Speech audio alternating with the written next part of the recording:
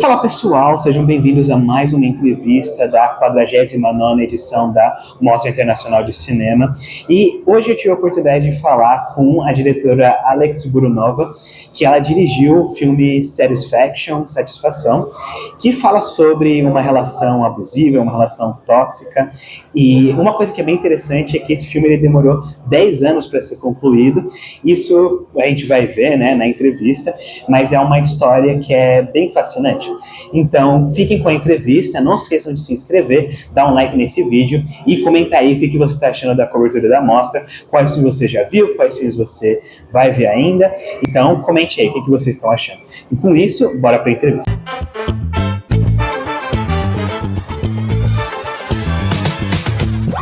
Hello everyone and welcome to another episode of Cine Pimenta Geek.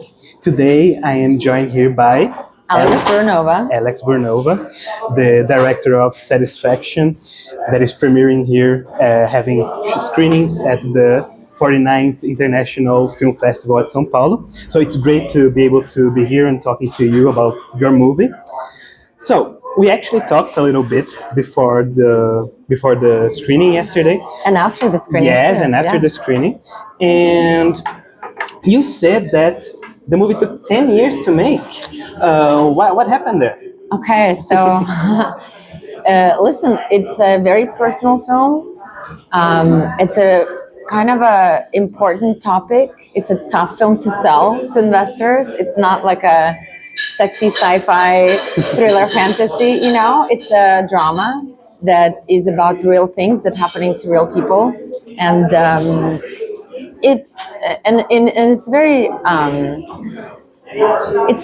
performance driven. So finding those actors also took a while. So because it's personal, writing it down from experience, getting really honest with yourself about what happened and making sure the script works took a while.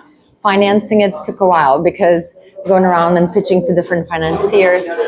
Look, this is a tough story. This is a important story. It's not the best. Like, it's not the easiest sell. And then casting took 3 years because we wanted to find the right actors who could really embody these characters, because performance, you know, makes the film, and without it, it wouldn't work. Totally, yeah, and I believe that the 3 years, I think they were very well spent, because the actress you got here, she's phenomenal. Her facial expressions, you know, so that was a really good job. Thank you. And also, I wanted to talk to you because there's, of course, a lot going on in this film about relationships and all that stuff, and also music. So I wanted to talk about the musical aspect. What's your experience with music, and how did you bring that into the movie? Oh yes, that's a great question. So my mother was a professional musician. She was a saxophone player. And since I was a tiny girl, she was raising me to be a musician. She said, you're going to be a musician. Here's a piano. Here's a saxophone. Go. And I didn't want to be a musician at all. I was such a good rebel. Like, if you say yes, I say no. If you say black, I say white. I was a contrarian. So because she was pushing me so hard to be a musician, I was like, no. And so I succeeded at not completing music school. But guess what? My first feature film was about a musician. And all that music school and preparation really came in handy because I was able to speak to my composer and, you know, my musicians with a degree of knowledge. I knew what I'm talking about, and a lot of it was written into the script, like how the melody goes from minor to major, for example, etc., etc. So I worked with a Japanese composer, Midori Hirano, who lives in Berlin, and she composed all the score for the film. And then one day we were talking, and I was asking Midori, when you were Lola's age, main character's age, how did you work?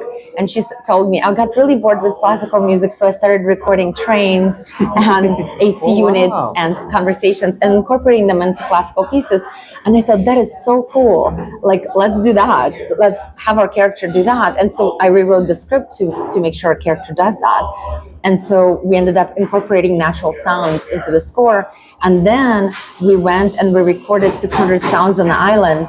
And my sound designer, Javier Ampieres from Mexico City, created non-musical score. So we have all this hidden secret score in the film, which doesn't have any musical instruments. It's composed the way you would compose a score, with rhythm, repetition, escalation, but there's no instruments. It's just like cicadas, just the wind, just the waves. And so the film is supposed to have this immersive quality that musically takes you away on this like sound journey. And that's why I hope whoever watches the film, they can see it in the proper movie theater with a 5.1 sound, surround sound, with like the sounds coming rushing in from every direction. Totally. And I also believe, and tell me if I'm wrong, that this like musical like sound journey sort of mimics what the character goes through from the natural sounds, and her dealing with her relationship, So I don't know, how do you feel about that? Is that your intention? Yes, exactly. So the film is about a young composer, Lola, who goes through a traumatic event, and as a result, she's unable to compose anymore. And in the beginning of the film, we see her kind of interact with the world around her by listening to different natural sounds, like Midori Hirano, listening to footsteps and raindrops and bicycles, and recording them and incorporating them into her compositions. But after the traumatic event, she's unable to hear those sounds. So, the film takes place in two parallel timelines, 2 years prior in London and present day Greece. And in present day Greece, she can't hear the music. And so I chose not to have any score, any music heard in present day Greece, unless it's like diegetic music in a cafe. So that's when we use non-musical score. That's why we don't use any musical instruments. Totally. I believe that's a real brilliant aspect to bring into it. So yeah.